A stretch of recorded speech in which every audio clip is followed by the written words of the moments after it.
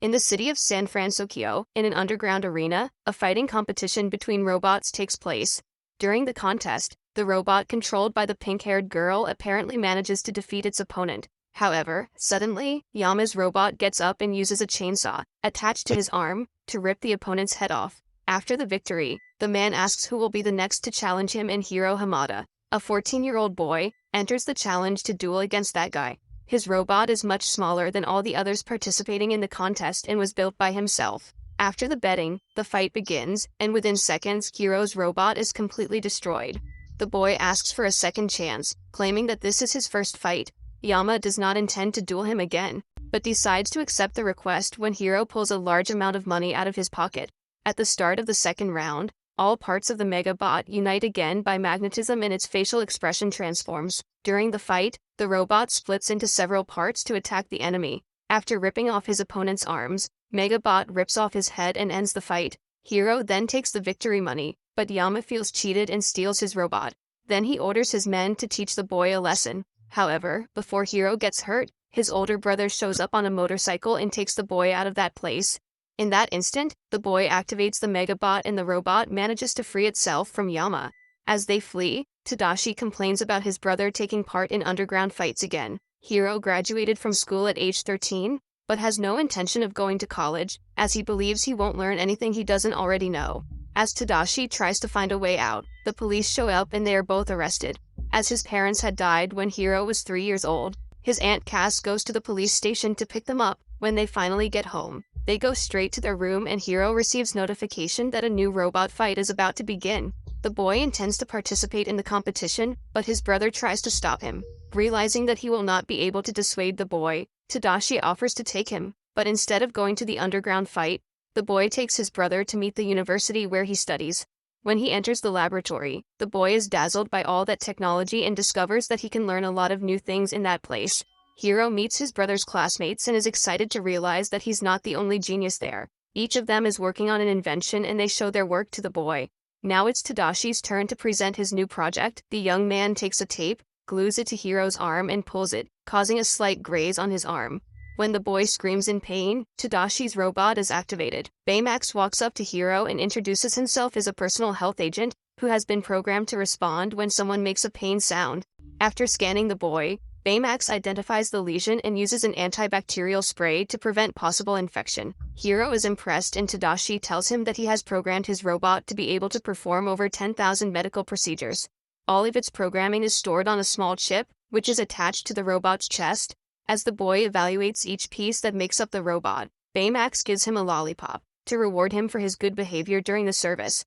He then says that he will be deactivated the moment his patient says he is feeling better. Hiro then assures him that he is better and Baymax returns to his charger case.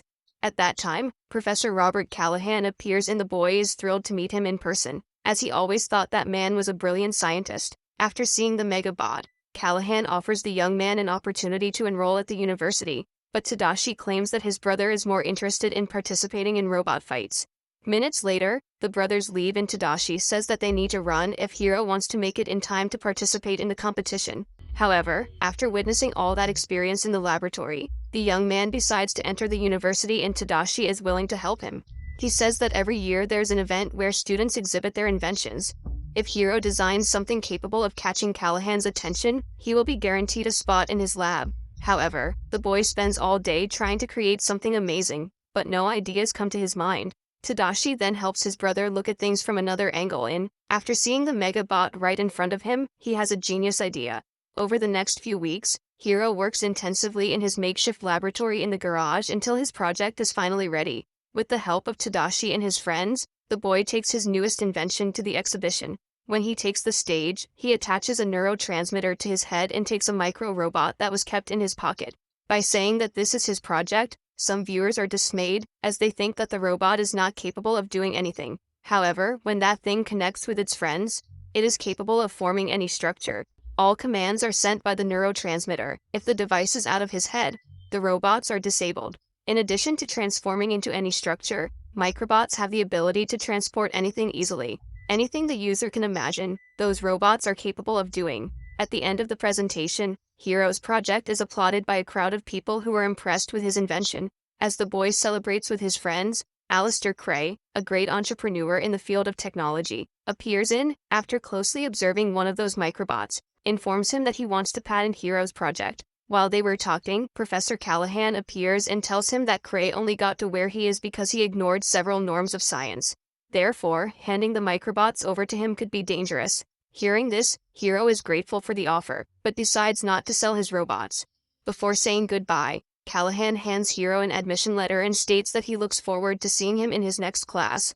Everyone leaves the event happy and Tadashi states that he is proud of his brother. During the conversation, a fire breaks out and the boy is informed that Professor Callahan is inside the building. Hiro tries to stop his brother from going in there, but Tadashi claims he needs to save his teacher. Seconds after entering the building, the place completely explodes, and they both die. Days later, the funeral takes place and Hiro can't even go talk to his friends. The boy goes into depression and prefers to stay hidden in his room. In the following weeks, he still lacks strength to carry out everyday tasks, not even eating the boy can. In a few weeks, classes at the university will begin, but Hiro has not yet registered. Tadashi's friends are worried about the boy and try to contact him, but Hiro ignores all of their calls. Traumatized, he decides to drop out of college and intends to return to the robot fighting ring. However, when the boy picks up the Megabot, one of the robot's parts falls on his foot and Hiro screams in pain. At that time, Baymax is activated and scans the boy. The robot notices that Hiro is unharmed, but his hormone and neural levels indicate mood swings. While trying to disable Baymax, Hiro falls to the floor and finds, thrown under the bed, the coat he used in the presentation of his project. Inside was one of his microbots, which he believed were destroyed during the fire. Seeing that his micro-robot was being drawn somewhere, Hiro puts him inside a petri dish to guide him in the right direction. In order to stabilize the boy's mood swings, Baymax decides to find out where that microbot is going. When Hiro notices the robot's absence, it's too late. Baymax is already on the streets, running the risk of causing traffic accidents. When the boy finally manages to reach him, the robot had already discovered the place where the microbot was trying to get to. The pair stop in front of an abandoned garage, but the door is locked. Curious to know what was inside, Hiro decides to invade the place, entering through the window. To keep up with him, Baymax needs to empty his body. While inflating again, the boy will take a look at the place. At that moment, he finds some machines working on manufacturing new microbots. When Baymax appears, all the microbots start moving and Hiro pulls his friend to flee together from that place. As the door is locked, they need to hide. As they approach the window, Hiro sees a masked man walking towards him, but both manage to escape with their lives. The boy immediately goes to the police station, and while Baymax covers his holes with duct tape, Hiro tries to convince the officer that he is telling the truth. However, when he realizes that the man will not believe what he is saying, the boy decides to go home as Baymax is running out of battery. While recharging, the robot asks about Tadashi, and Hiro tells him he died. Hearing this, Baymax accesses the computer and downloads all data about personal losses. Now the robot knows how to help Hiro deal with grief. The first step towards treatment is being close to friends and relatives. So, Baymax gets in touch with the boy's friends. Hiro has always believed that the fire that killed his brother happened by accident, but after seeing the masked guy, the boy begins to suspect that he set the fire to steal his microbots. That night, while Cass is watching TV, Hiro and Baymax sneak out to the garage. The boy makes some upgrades to the robot so that he is able to fight evil and even manufactures an armor for him. Baymax is finally ready to fight and they go after the villain, but on the way they are chased by a suspicious vehicle. Upon entering the abandoned garage, they realize that the microbots are no longer there. To find them, they need to follow the microbot that Hiro carries in hands. When they arrive at the edge of the lake, the boy spots something strange approaching and the duo hides. The car that was following them appears and Tadashi's friends were there. They are worried about Hiro and try to take the boy home. However, before they could get into the vehicle, the masked man appears and throws a gigantic container at them. Baymax manages to grab the object and is soon thrown onto the car. As Wasabi drives out of that place, Hiro tries to explain what's going on. The group drives through the city and Baymax takes the opportunity to scan the enemy. The masked man approaches the vehicle and Gogo decides to get behind the wheel.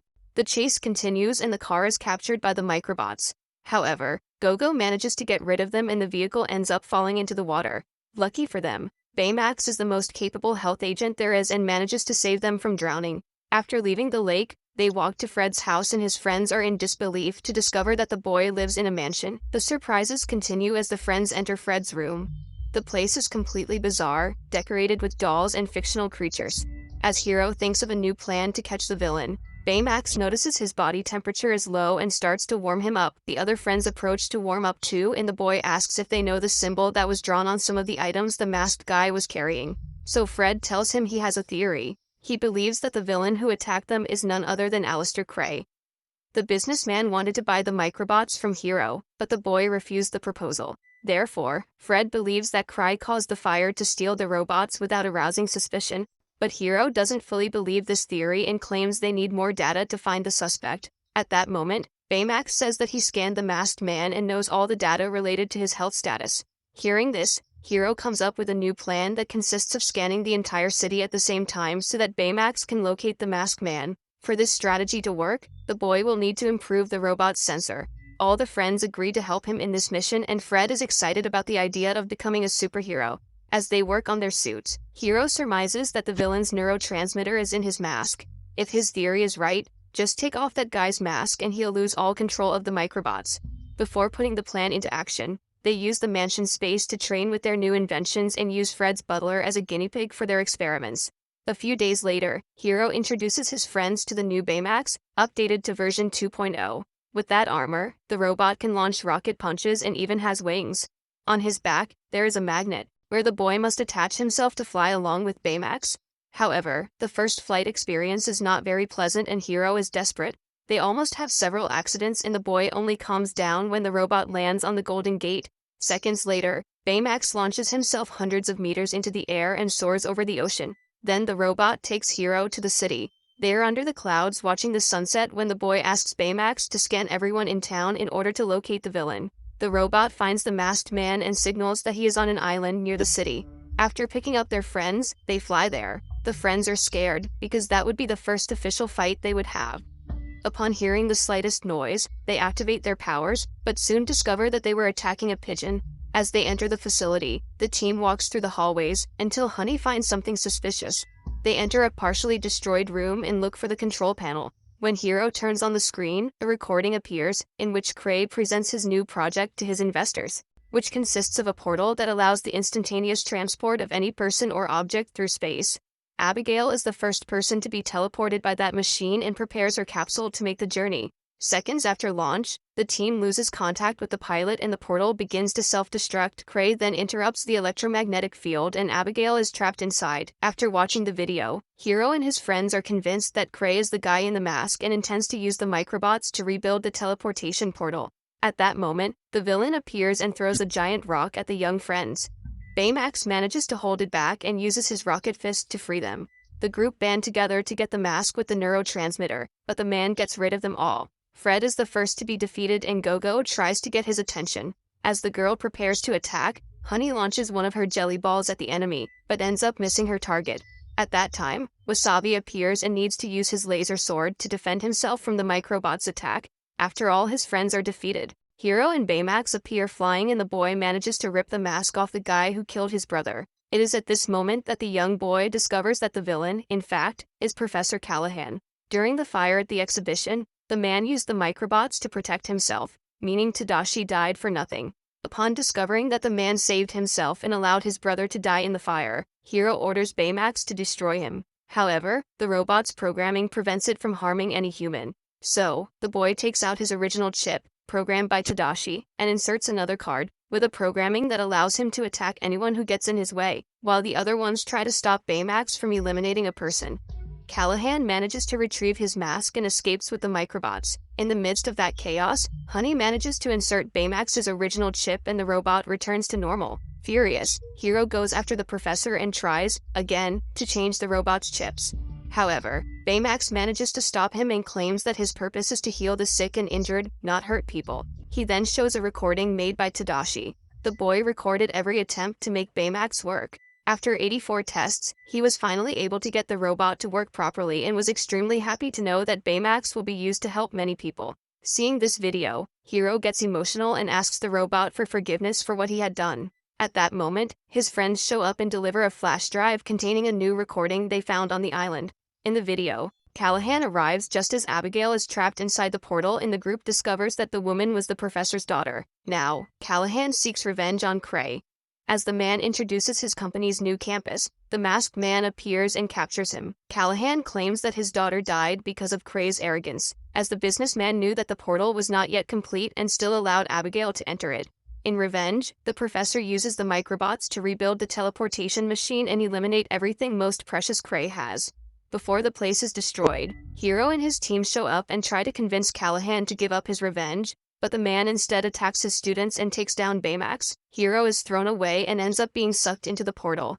His friends try to save him, but they end up being captured by the microbots. Seeing his partners in danger, the boy asks his friends to destroy the robots, as they would be sucked into the portal and could no longer follow Callahan's orders. When he realizes that Hiro is in danger, Baymax manages to break free and go to save him. Now, with the entire group together, the boy asks his friends to focus their efforts on destroying the robots while he distracts Callahan. By the time the man realizes it, he is down to less than half of his microbots and Baymax manages to retrieve the mask. By removing the neurotransmitter from his head, the portal starts to collapse and begins to suck everything around it. Cray states that there is no way to turn it off, and in a few minutes, the portal will self-destruct. The only solution is for everyone to move away from that location. But Baymax detects a sign of life inside the machine and decides to go there to help. After all, that's what it was built for. His sensor indicates that there is a woman inside and she is in a state of hibernation. Immediately, Hiro realizes that this is Callahan's daughter and decides to accompany Baymax on a mission to save her. When they cross the portal, they are faced with a completely different universe. As they try to reach the capsule, they must dodge the thousands of Cray-tech debris. After finding the capsule, they prepare to leave. However, on the way back, as they are about to go through the portal, a giant debris appears and Baymax jumps in front of Hiro to protect him. At that instant, his armor is destroyed and his thrusters stop working. The robot can't get out of that place anymore, but it's still determined to save Hiro and Abigail. The boy despairs and tries to think of another solution to save his friend. However, there is no time for that, as the portal will soon be destroyed. So Baymax asks if the young man is feeling better, and when Hiro says yes, the robot is deactivated. But first, he uses his rocket arm to send the capsule out of the portal before it explodes. Minutes later, the ambulance appears. Abigail is taken to the hospital and Callahan is arrested. Weeks later, Hiro starts attending university with his friends, and one day, when he takes Baymax's arm out of a cardboard box and places it as an item in his lab, the boy finds the robot's chip. The object was tucked inside his fist and contained all of Baymax's stored programming. Hiro just needs to create a new robotic body and insert the chip. In this way, the boy manages to bring his friend back with all his memories. Along with their team of young nerds, they continue to act as superheroes and take care of the residents of the city of San Francisco.